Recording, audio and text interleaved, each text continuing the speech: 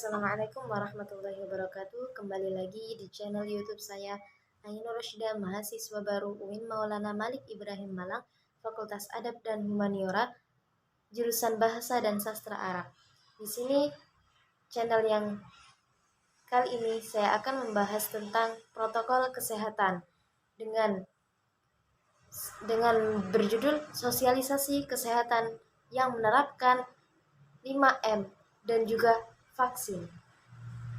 Di sini perlu kita ketahui bahwa pada akhir-akhir ini terutama tingkat COVID-19 itu tiap tahun semakin bertambah. Nah, oleh karena itu upaya pemerintah untuk melaksanakan upaya kesehatan dan juga menerapkan budaya disiplin kepada masyarakat Indonesia harus tetap kita tingkatkan dan diupayakan agar bisa tercipta negeri yang pulih sehat kembali. Amin ya rabbal alamin. Oke, langsung saja progres 5M. 1. Mencuci tangan. Mencuci tangan kita lakukan dengan menggunakan air bersih. Mencuci tangan tersebut dilaksanakan dengan 20 detik. Kita harus mencuci tangan ketika sebelum dan sesudah masak, sebelum dan sesudah makan, setelah menggunakan kamar mandi, dan juga ketika kita menahan hidung saat bersin. Kemudian langkah-langkah cuci tangan tersebut kita lakukan selama 20 menit. Lalu jika kita berada di luar, jangan lupa untuk selalu stay membawa hand sanitizer. Kita lakukan bersama.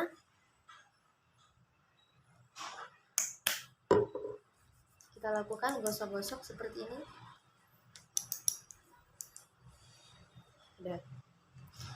Kemudian yang kedua, memakai masker. Memakai masker. Setiap saat, setiap keluar rumah, kita harus stay memakai masker. 3. Menjaga jarak. Menjaga jarak minimal 1 meter. 4. Menjauhi tempat berkerumun. 5. Mengurangi mobilitas sosial. Jadi dengan adanya kian COVID yang semakin lama semakin meningkat, seharusnya alangkah baiknya kita tidak mengunjungi tempat-tempat fasilitas umum kecuali jika ada keperluan, seperti ketika kita berbelanja. Nah, atau ada kebutuhan pokok yang mendesak baru kita bisa keluar. Untuk itu, marilah simak video yang berikut ini.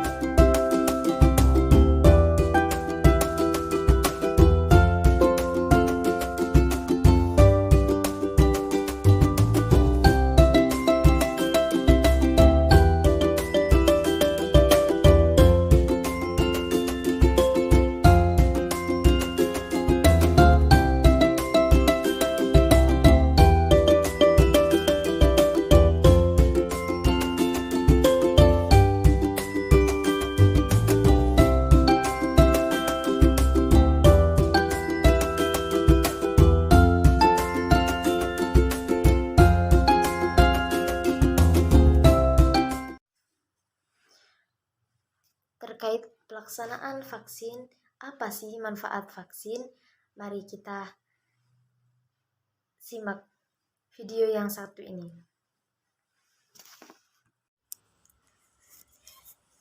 Materi yang kedua yakni vaksinasi. Oke, dari sini kita ada pertanyaan. Apakah Anda dan keluarga sudah vaksinasi? Nah, untuk itu, antara tahun 2000 dan 2017, vaksinasi berhasil menurunkan kematian akibat campak sebanyak 80%. Imunisasi melindungi diri Anda, keluarga Anda, dan komunitas Anda. Maka dari itu, untuk semuanya yang belum melaksanakan vaksin, kita semua segera lakukan vaksin. Dan di sini saya akan memaparkan tentang Manfaat vaksin. 1. Membantu menciptakan herd immunity. Pemberian vaksin COVID-19 bertujuan untuk mencegah dan memutus mata rantai penularan virus corona. Benar bahwa seseorang yang telah divaksinasi masih mungkin terinfeksi COVID-19, namun kemungkinan tersebut menurun seiring banyaknya jumlah orang dalam suatu kelompok yang divaksinasi hingga menciptakan herd immunity. 2. Membangun perlindungan tubuh. Penelitian telah menunjukkan bahwa vaksinasi memberikan dorongan yang kuat untuk membangun perlindungan pada orang yang telah pulih dari COVID-19.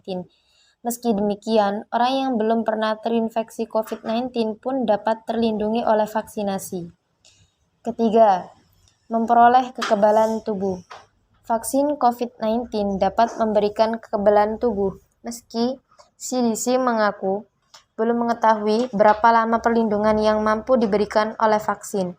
Hal yang diketahui pasti adalah COVID-19 telah menyebabkan banyak sekali kematian di berbagai negara, sehingga penularannya harus segera dihentikan. Salah satu cara yaitu dengan melakukan vaksinasi.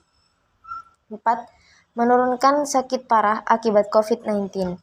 Orang yang sudah mendapatkan vaksin COVID-19 memiliki resiko yang lebih rendah untuk terkena gejala serius jika terinfeksi COVID-19.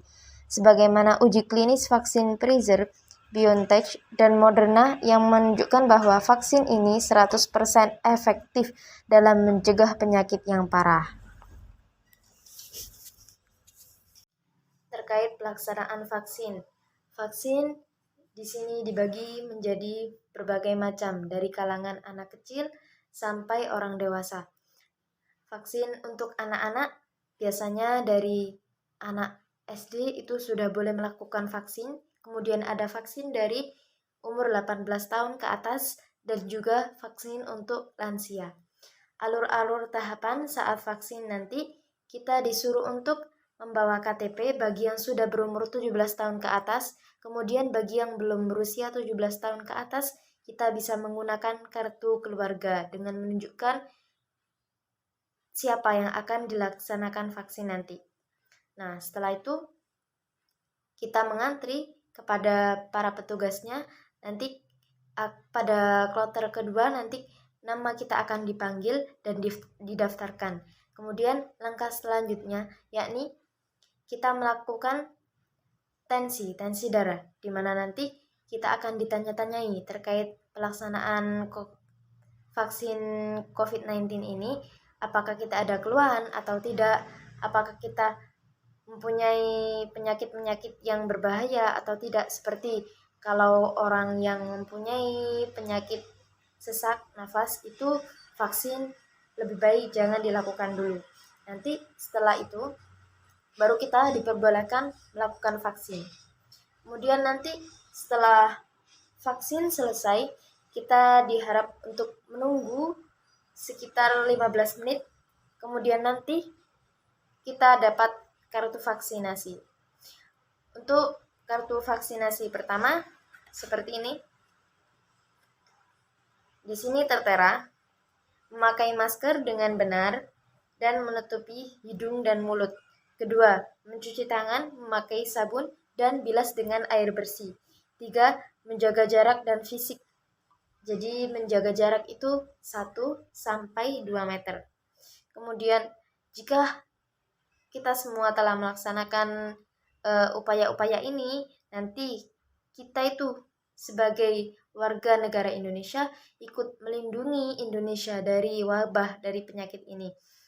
Karena kunci utama memutus rantai penularan COVID-19 ini adalah dengan melakukan upaya-upaya yang sudah kita sebutkan tadi.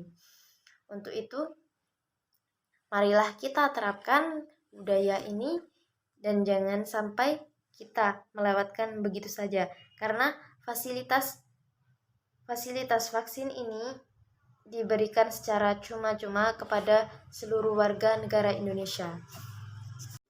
Terkait pelaksanaan vaksin, nanti ada 2 kali pelaksanaan vaksin. Jika vaksin pertama sudah dilakukan, maka nanti akan ada vaksin selanjutnya yang akan terlaksana 1 bulan kemudian atau lebih, kurang lebih 1 bulan lah.